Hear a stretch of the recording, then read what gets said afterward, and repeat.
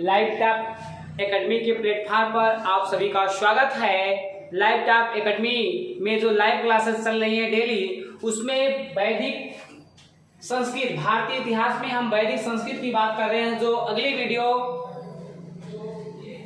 में वैदिक संस्कृत से संबंधित आपके पेट के एग्जाम में कौन से प्रश्न पूछे जाते हैं, अब तक प्रश्न बनते हैं, उनकी बात करते हैं। तो वैदिक संस्कृत को दो भागों में बांटा गया है। वैदिक संस्कृत को दो भागों में बांटा गया है। पहला है पूर्व वैदिक संस्कृत या ऋग वैदिक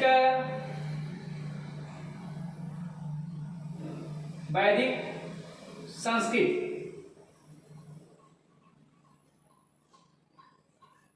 दूसरा है उत्तर वैदिक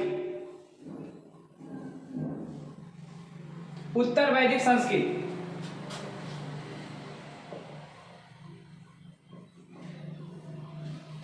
पूर्व वैदिक, ऋग वैदिक का समय कब से कब माना जाता है और उत्तर वैदिक संस्कृत का समय कब से कब माना गया है। तो पूर्व वैदिक संस्कृत का समय 1500 ईसा पूर्व से 1000 ईसा पूर्व तक माना जाता है। उत्तर वैदिक संस्कृत का समय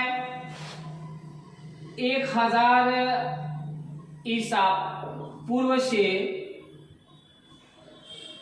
600 ईसा पूर्व तक के समय को उत्तर वैदिक काल कहा जाता है। अगर दोनों मिला दिया जाए, केवल पूछा जाए कि वैदिक संस्कृत का समय या वैदिक काल का समय कब से कब तक था, तो 1500 ईसा पूर्व से लेकर 600 ईसा पूर्व के बीच के समय को हम वैदिक संस्कृत या वैदिक काल के समय में रखा जाता है। अब इसमें यह प्रश्न बनता है कि वैदिक संस्कृत की स्थापना किसने किया था। तो वैदिक संस्कृत की स्थापना, वैदिक संस्कृत की स्थापना या संस्थापक, वैदिक संस्कृत के संस्थापक कौन थे। तो आर्य थे। आर्य वैदिक संस्कृत के संस्थापक थे। ये आर्य कौन थे, ये कहां से आए थे। तो आर्य मध्य एशिया के निवासी थे। कहां के निवासी? मध्य एशिया के निवासी। मध्य एशिया के निवासी थे। आर्य मध्य एशिया के निवासी थे। ये सबसे सर्वमान्य तथ्य माना जाता है कि ये आर्य मध्य एशिया के निवासी थे। तो इसका साक्ष्य कहां से मिलता है। तो साक्ष्य पुरातात्विक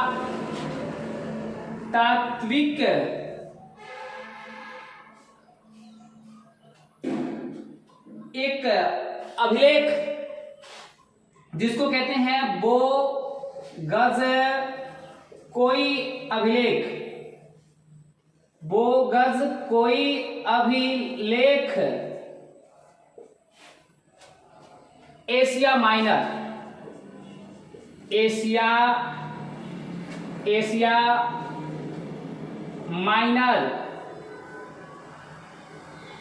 टर्की से प्राप्त होता है। एशिया माइनर के टर्की में अभिलेख बोगस कोई में लिखा गया है, या इसका प्रमाण मिलता है कि ये जो आर्य थे मध्य एशिया के क्या थे, निवासी थे। ये आर्य मध्य एशिया के निवासी थे। किसका मानना था। तो मध्य एशिया के निवासी थे। किसका मानना था। तो मैक्स मूलर का मानना था। मैक्स मूलर का मानना था कि आर्य जो कहाँ के निवासी थे, मध्य एशिया के निवासी थे। अब फिर इसके बाद जब कहा गया कि भारत में आए, तो सबसे पहले कहाँ बसे। भारत में आए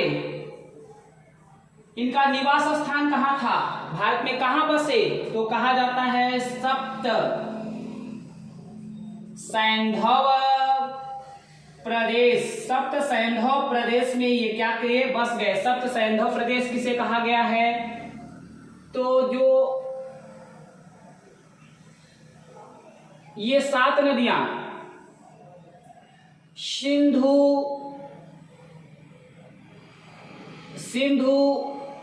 झेलम, चिनाब, रावी, ब्यास और सतलज, सरस्वती, ये 7 नदियों के दोआब क्षेत्र को हम कहते हैं सप्त सैंधव प्रदेश। इसी प्रदेश में, ये प्रदेश में आकर क्या किए, आर्य बस गए। अगर पर्टिकुलर पूछा जाए किस देश में बसे, तो भारत और अफगानिस्तान में बसे थे। कहाँ बसे, भारत और अफगानिस्तान। देश पूछा जाए तो अफगानिस्तान व भारत में।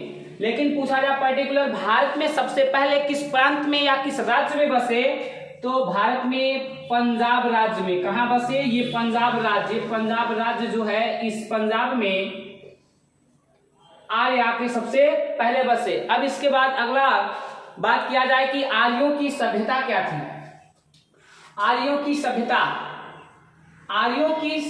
क्या थी, आर्यों की सभ्यता ग्रामीण सभ्यता थी। कैसी सभ्यता थी, ग्रामीण सभ्यता। ग्रामीण सभ्यता होने के कारण पूछा जाए आर्यों का व्यवसाय क्या था, आर्यों का व्यवसाय क्या था, आर्य कौन सा पेशा करते थे, तो व्यवसाय पूछा जाए तो आर्य जब ग्रामीण क्षेत्र, जहाँ ग्रामीण क्षेत्र की प्रधानता होती है, तो ग्रामीण क्षेत्र हमेशा कृषि प्रधान होता है। जहाँ कृषि प्रधान होता है वहाँ पशुधन या पशुपालन प्रधान होता है। क्यों, क्योंकि कृषि से संबंधित सभी पशुओं के पालने के, घास भूसा चारा मिलने के कारण कृषि से संबंध पशुपालन से जोड़ा जाता है। तो आर्यों की सभ्यता क्या थी, ग्रामीण थी, और व्यवसाय क्या था, कृषि व पशुपालन था, पशुपालन। अब आर्यों को कौन कौन से पशु पालते थे, भेड़, ऊंट, गाय, भैंस, घोड़ा। लेकिन इसमें सबसे पूछा जाता है कि आर्यों का सबसे प्रिय पशु कौन सा था। आर्यों का प्रिय पशु कौन सा था। आर्यों का प्रिय पशु की बात आती है तो आर्यों का प्रिय पशु जो था घोड़ा था। आर्यों का प्रिय पशु क्या था, घोड़ा था। अब इसके बाद बात करते हैं कि आर्यों के द्वारा व्यवसाय क्या क्या किया गया, तो व्यवसाय में जो कृषि, पशुपालन, तो कृषि से संबंधित कौन कौन सी कृषि उपजें होती थी, गेहूं और जौ। तो आर्यों द्वारा उत्पादित, प्रश्न पूछ लिया जाता है कि कृषि से संबंधित की आर्य सबसे पहले किसकी खेती किए थे या कौन सी आर्यों द्वारा उत्पादित फसल है, तो जौ। आर्यों द्वारा उत्पादित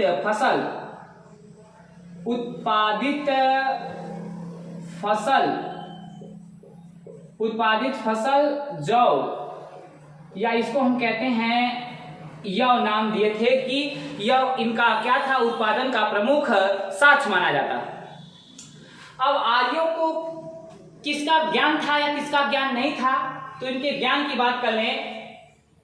आर्यों को ज्ञान था, किसका ज्ञान था, ताबे का ज्ञान था। आर्यों को ताबे का ज्ञान था, और ताबे के साथ साथ आर्यों को लोहे का भी क्या हुआ, ज्ञान हुआ। लोहे का ज्ञान, आर्यों को लोहे का भी ज्ञान हुआ जब आर्य सिंधु प्रांत से पूरब की ओर बढ़ने लगे, जंगलों को काटकर कृषि का विस्तार करने लगे, तो लोहे का साक्ष्य, आर्यों के लोहे के ज्ञान के बाद लोहे का साक्ष्य कहां से मिलता है, तो लोहे का साक्ष्य लोहे का साक्ष्य, आर्यों को लोहे का साक्ष्य अहि छत्र बरेली, अहि छत्र बरेली से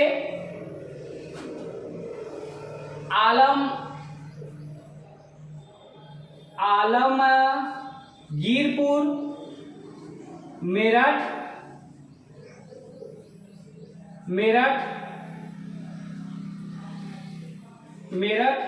अंतरजी खेड़ा एटा से, रोपड़ से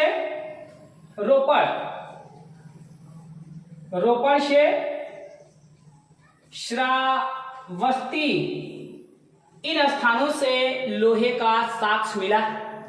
ज्यादातर ये पूछा जाता है अंतरजी खेड़ा से आर्यों को किसका साक्ष्य या ज्ञान के बारे में जानकारी मिलती है, तो लोहे के साक्ष्य यहां से मिलते हैं। अंतरजी खेड़ा से, आलमगीरपुर से, श्रावस्ती से, रोपड़ से और अहिछत्र बरेली से लोहे के प्रमुख साक्ष्य मिलते हैं। अब बात करते हैं कि आर्यों के समय में 6 प्रमुख दर्शनों का विकास हुआ था। वे 6 दर्शन कौन कौन से हैं? आपके एग्जाम में इससे संबंधित कौन से प्रश्न पूछे जाते हैं कि जैसे सांख्य दर्शन का आविष्कार या सांख्य दर्शन का प्रतिपादन कौन किया था? सांख्य दर्शन की बात करते हैं कि दर्शन व प्रतिपादक, इससे संबंधित आपके एग्जाम में एक प्रश्न पूछा जाता है कि सांख्य दर्शन के प्रतिपादक कौन थे, या प्रतिपादक को देखकर प्रतिपादक का नाम पूछा जाता है। तो आइए देखते हैं। पहला सांख्य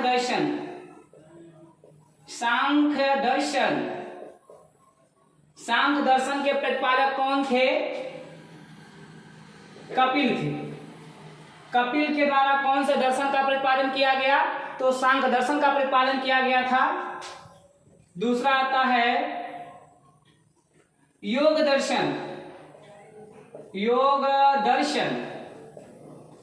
दर्शन का प्रतिपादन किसने किया? पतंजलि ने किया। तीसरा न्याय दर्शन का प्रतिपादन किसने किया? गौतम ने किया। गौतम ने किस दर्शन का प्रतिपादन किया था? तो न्याय दर्शन का प्रतिपादन किया था। चौथा वैशेषिक दर्शन,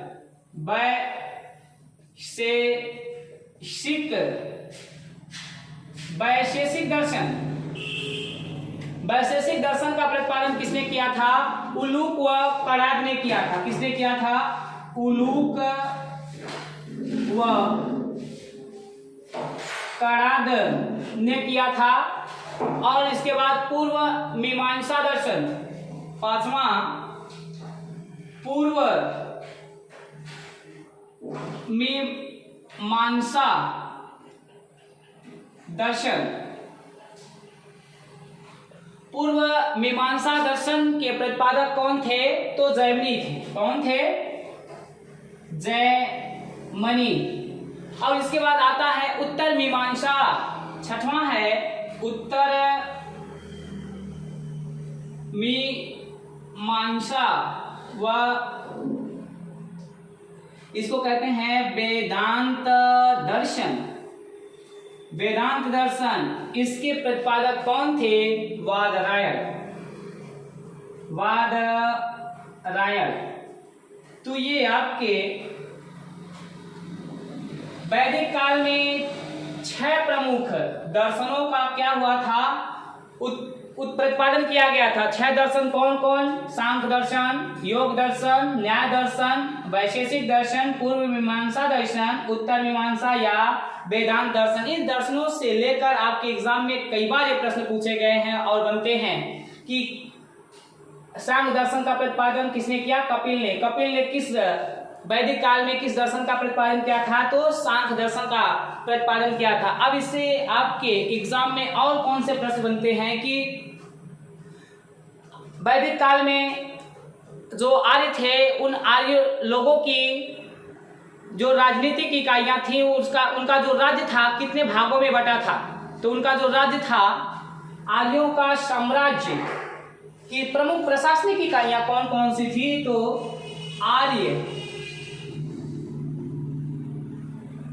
आर्यों की राजनीतिक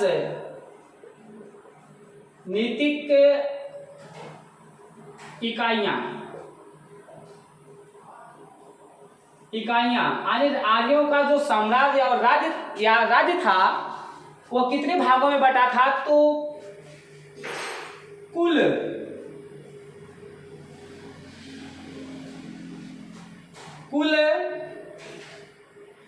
में किसमें बटा था? कुल में बटा था। राष्ट्र में कुल, विस्पत, कुल, ग्राम,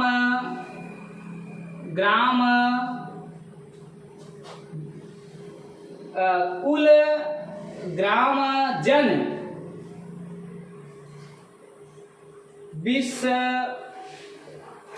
राष्ट्र। तो आर्यों का जो राजनीतिक इकाइयां थी, उनका साम्राज्य किसने बटा था? कुल में बटा था, ग्राम में बटा था, जन में बटा था, विश्व में बटा था और राष्ट्र में। लेकिन कभी कभी ये आरोही क्रम में या कभी कभी आरोही से अवरोही क्रम में पूछा जाता है। तो सबसे पहले आरोही क्रम से बताएंगे, छोटे से बड़े क्रम में इनकी इकाइयों में। तो कुल, ग्राम, विश्व, जन और ये राष्ट्र की इकाइयों में बटा हुआ था। कुल को क्या कहा गया? परिवार कहा गया। कुल को आर्यों के द्वारा क्या कहा गया? परिवार कहा गया। परिवार के मुखिया को क्या कहा गया? परिवार के मुखिया को क्या कहा गया? परिवार के मुखिया को क्या कहा गया? कुलप कहा गया है। ग्राम के मुखिया को क्या कहा गया है? ग्रामीणी कहा गया है। ग्रामीणी कहा गया है। विश्व के मुखिया को क्या कहा गया है? विश्वपति कहा गया है। और जन के मुखिया को क्या कहा गया है? राजन कहा गया है। कुल के मुखिया को कुलप कहा गया है, यानी कुल का मतलब परिवार। परिवार के मुखिया को क्या? कुलप। ग्रामीण के मुखिया को ग्रामीणी, विश्व के मुखिया को विस्पत, जन के मुखिया को राजन कहा गया है। और इस आर्यों के राजनीतिक इकाइयों में और कुछ छोटे छोटे तथ्य मिलते हैं। जैसे मिलता है पानी, वेक, नाट। पानी का मतलब क्या था? जो लोग दूर दूर तक व्यापार करते थे उसे क्या कहा गया था? पण। दूर दूर तक व्यापार करने वाले को, दूर दूर तक व्यापार करने वाले को, व्यापार करने वाले को पण कहते थे। वेकनाट किसे कहा गया था? ऋण देकर ब्याज लेने वाले को क्या कहा गया? ऋण देकर जो लोग ब्याज लेते थे उनको क्या कहा गया था? वेकनाट। या दूसरी भाषा में हम वेकनाट को क्या कहते हैं? सूदखोर। वेकनाट या इसको क्या कहते हैं? सूदखोर। ऋण देकर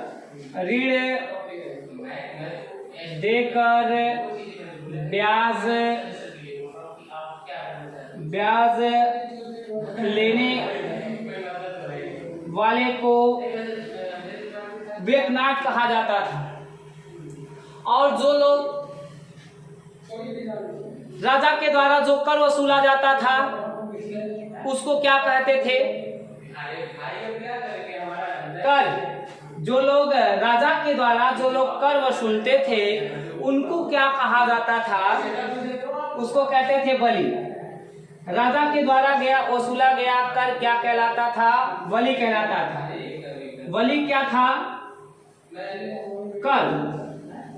राजा जो कर वसूलता, राजा के द्वारा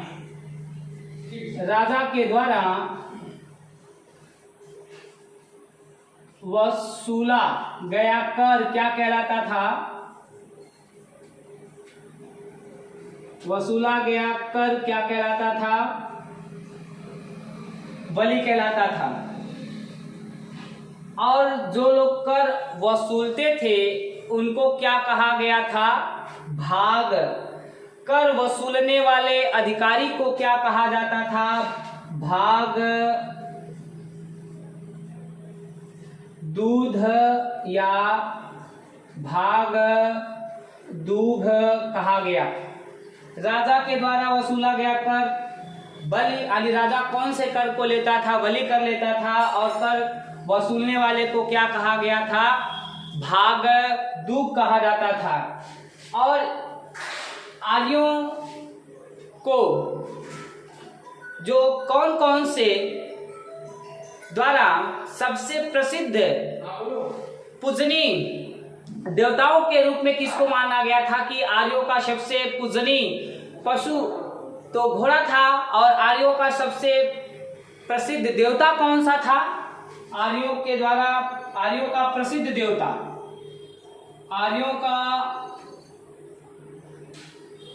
प्रिय या प्रसिद्ध देवता, प्रिय देवता, आर्यों का प्रिय देवता कौन था? इंद्र। इंद्र, जिनको ऋग्वेद में क्या कहा गया है? तो ऋग्वेद में इंद्र को पुरंदर कहा गया है, पुरंदर कहा गया है। लेकिन जब उत्तर वैदिक काल आ गया तो उत्तर वैदिक काल में आर्यों ने इंद्र के स्थान पर प्रजापति को क्या माना? प्रजापति को अपना प्रसिद्ध या प्रिय देवता मान लिया। अब इसमें प्रजापति के दो प्रमुख अंग होते हैं, एक होता है सभा और एक होती है समिति। सभा और समिति, सभा और समिति। सभा और समिति में क्या किया जाता था? सभा और समिति के माध्यम से राजा को सलाह दिया जाता था। और ये जो समिति का अधिकारी होता था, अध्यक्ष होता था, इस समिति के अध्यक्ष को हम क्या कहते थे? ईशान कहा गया था। ये ईशान बहुत फेमस है कि ईशान क्या होता है? तो समिति के आर्यों के द्वारा आर्यों की जो समिति थी उस समिति के अध्यक्ष को हम क्या कहते थे? ईशान कहा जाता था। और फिर इसमें सबसे इंपॉर्टेंट प्रश्न बनता है कि आर्यों के जो समय में जो मुद्रा की इकाइयाँ थीं वह कौन कौन सी थी? तो उसमें आता है आर्यों के समय में मुद्रा की इकाइयाँ जो थी मिस्क और शतमान। आर्यों के समय में मिस्क और शतमान रूपी मुद्रा की इकाइयाँ प्रचलित थी। तो आज की वीडियो में बस इतना ही। तो कल की वीडियो के साथ हम जल्द ही मिलते हैं। तब तक के लिए लाइव टॉप एकेडमी की ओर से सभी का धन्यवाद। और आप हमारे साथ जुड़े रहिए, रोजाना भारतीय इतिहास की वीडियो के लिए बने रहिए। और लाइव टॉप एकेडमी की ओर से सभी पेट स्पेशल की प्रतियोगी परीक्षाओं के भाग आपको अलग अलग विषय के अलग अलग टीचरों द्वारा दिए जाएंगे। तब तक के लिए धन्यवाद।